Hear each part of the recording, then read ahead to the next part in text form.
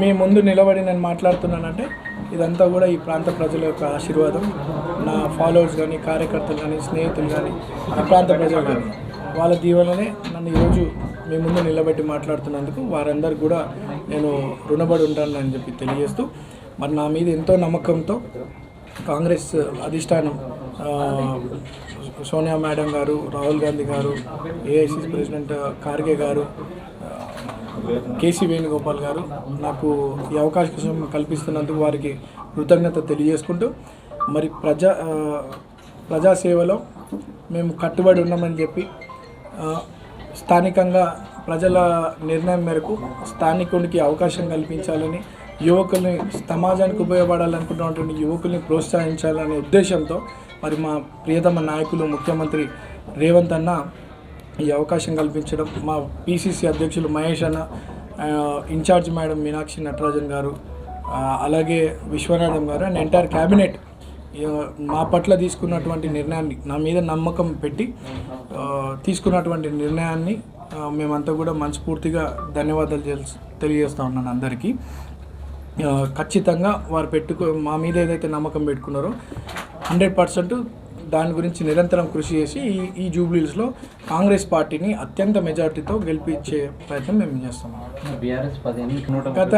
గత 10 సంవత్సరాలుగా BRS party ఏం చేసిందో, ఏం డెవలప్మెంట్ యాక్టివిటీ చేసిందో అది చూపించుకొని ఓట్లు అడగాలి.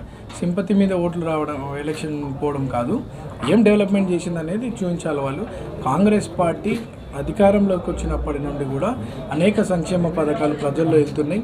ఈరోజు జూబ్లీస్లో గత 2 నెలలుగా 3 మంత్రుల్ని ఇన్ఛార్జ్గా అపాయింట్ చేసి ఈ ప్రాంతంలో ఉన్నటువంటి ప్రజల సమస్యలు ఏంది ఇవన్నీ కూడా లిస్ట్ అవుట్ చేసుకొని దాదాపు 150 కోట్ల రూపాయల డెవలప్మెంట్ యాక్టివిటీస్కి బడ్జెట్ శాంక్షన్ అయింది. అందులో 70 వర్క్స్ కూడా జరుగుతున్నాయి. ఇక్కడ drainage, very old drainage systems ఉండే, అవి కూడా సాల్వ్ అయిపోయినాయి. సీసీ రోడ్స్ సాల్వ్ అయినాయి. ఇట్లా ఇక్కడ ఉన్నటువంటి మన హై టెన్షన్ లైన్స్ దానికి కూడా బడ్జెట్స్ ప్రిపేర్ చేసినారు. నాలాస్ వైడ్నింగ్ అయినాయి, కమ్యూనిటీ హాల్స్కి శాంక్షన్స్ అయినాయి, మోడల్ గ్రేవ్యార్డ్కి శాంక్షన్స్ అయినాయి. సో అనేక డెవలప్మెంట్ యాక్టివిటీస్ కాంగ్రెస్ పార్టీ 2 నెలల్లో చేసింది.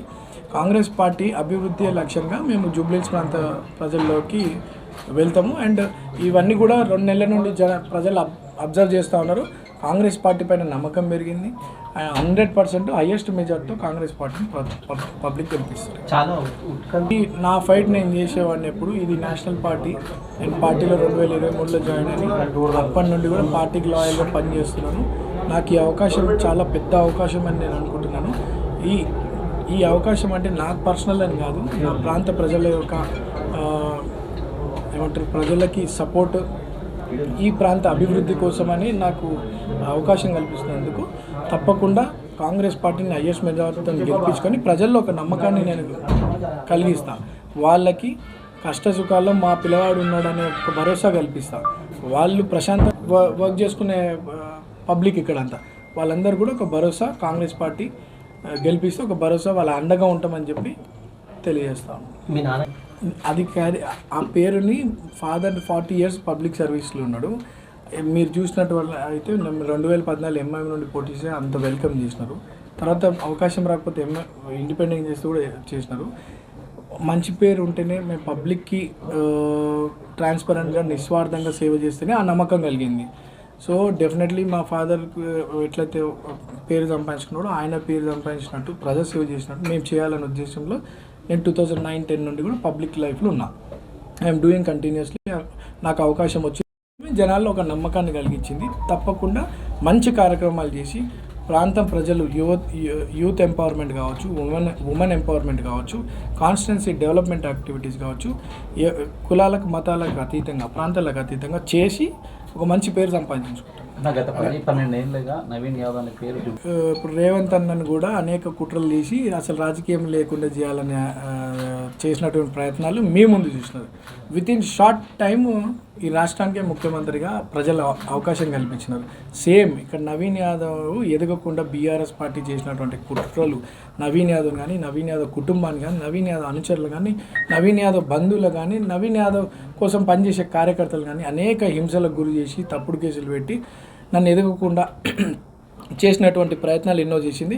ఈరోజు you are seeing the result. అంటే ఇది ఈరోజు నాకు భగవంతుడు పెద్దలు కాంగ్రెస్ పార్టీ ప్లస్ ముఖ్యమంత్రి గారు మాకు ఈ అవకాశం కల్పించడానికి మీరు చూస్తున్నారు. తప్పకుండా ప్రజలు అన్నీ గమనిస్తారు. న్యాయం ధర్మం ఉంది సమాజంలో. ఈ 5 ఏళ్ళకి జరగాల్సినటువంటి ఎలక్షన్ ఈరోజు 2 సంవత్సరాలకు వచ్చింది. ఇది దైవ నిర్ణయం. మా ప్రాంత ప్రజలందరూ